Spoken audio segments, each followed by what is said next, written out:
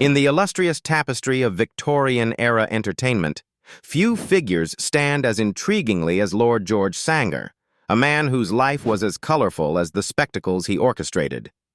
Born in 1825 in Newbury, Berkshire, Sanger was not an actual lord, but he certainly earned his noble style through a career as the undisputed king of Victorian showmanship and mystery. A child of a long line of itinerant entertainers, George Sanger breathed in the intoxicating air of the circus from a tender age.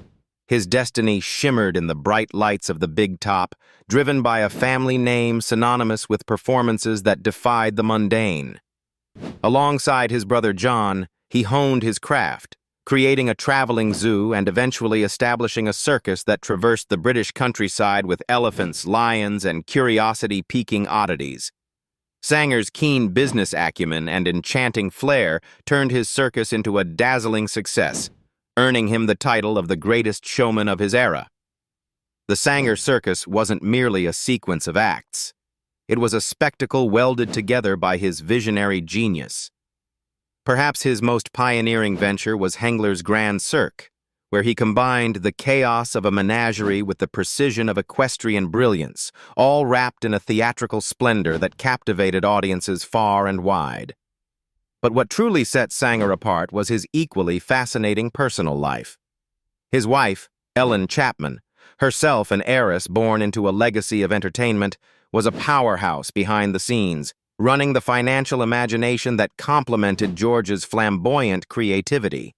Together, they crafted an empire put to fame by the thrill of exotic animals, staggering feats, and an ever-blurring line between reality and illusion. In the autumn of his life, Sanger acquired the famed Astley's Amphitheatre in London, solidifying his standing as a patriarch of the circus world.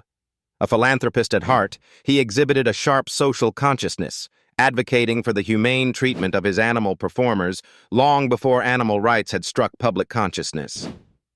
However, the very spectacle that defined Sanger would take a sinister turn in his twilight years. In 1911, the vibrant figure whose life had been devoted to spectacle met an unexpected and tragic end in his own home. It was revealed that his death came at the hands of an act most grim, in a violent encounter that left the details shrouded in enigma. George Sanger's demise added yet another dramatic chapter to a life lived fully on the stage, as his legend turned from one of showmanship to one of mystery. Today, his legacy lives on, woven into the fabric of circus history. His innovation redefined public entertainment, making him a cornerstone on which the modern perception of spectacle sits. In the annals of entertainment and beyond, Lord George Sanger's life remains a testament to the grandeur and, indeed, the underlying tragedy that can accompany those whose lives are built on the creation of dreams. As the curtain fell on his life, the world said goodbye not only to a performer, but also to an era defined by innovation, emboldenment, and an indelible touch of the theatrical.